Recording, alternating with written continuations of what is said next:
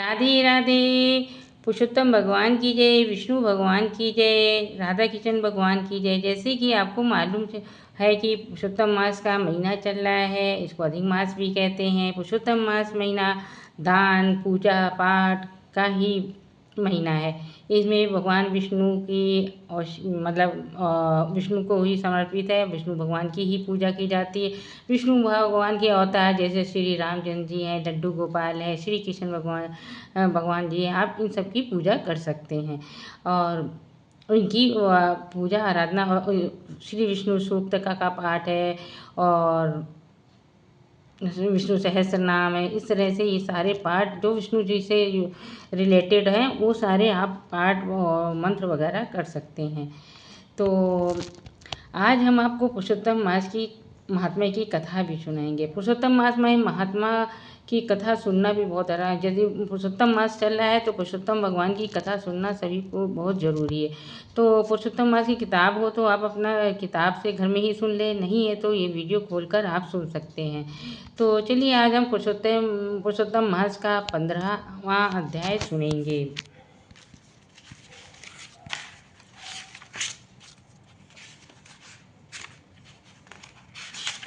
बोलो पुरुषोत्तम भगवान की जय, विष्णु भगवान की जय।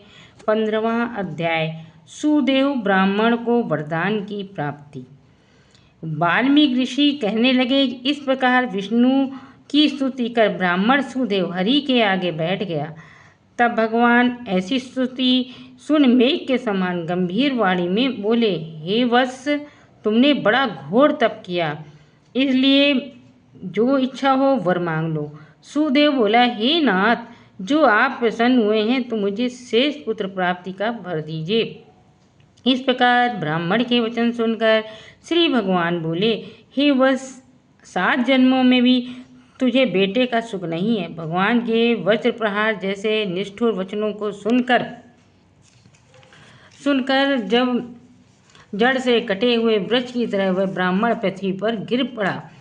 गौतमी अपने पति को इस प्रकार पड़े हुए देखकर अत्यंत दुखी हुई और स्वामी को पुत्र सुख से रहित देख करके रोने लगी। फिर वह स्त्री धैर्य धारण कर अपने पड़े हुए पति से इस प्रकार बोली, हे नाथ, धीरज धारण कीजिए, उठो। जो विधाता ने लिख दिया है वह सुख अथवा दुख अवश्य ही भोगना पड़ेगा। इस प्रकार उस स्त्री के तीव्र शोक से युक्त वचन सुनकर दुख से कांपता हुआ गरुण विष्णु भगवान से कहने लगा, हे हरे, आप इस शोक सागर में डूबी हुई ब्राह्मणी को देखिए। हे दीन बंधु, मेरी आपसे प्रार्थना है, इसको पुत्र दो। तब भगवान बोले, हे गरुण, इस ब्राह्मण को मैं एक मनोगत पुत्र शीघ्र दूंगा।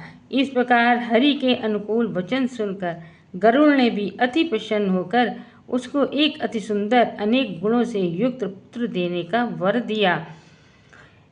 बोलो विष्णु भगवान की जय। ये था पुरुषोत्तम मास का 15वां अध्याय।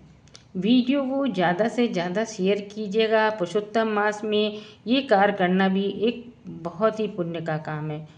चलिए अगले वीडियो मिलते हैं। राधे राधे।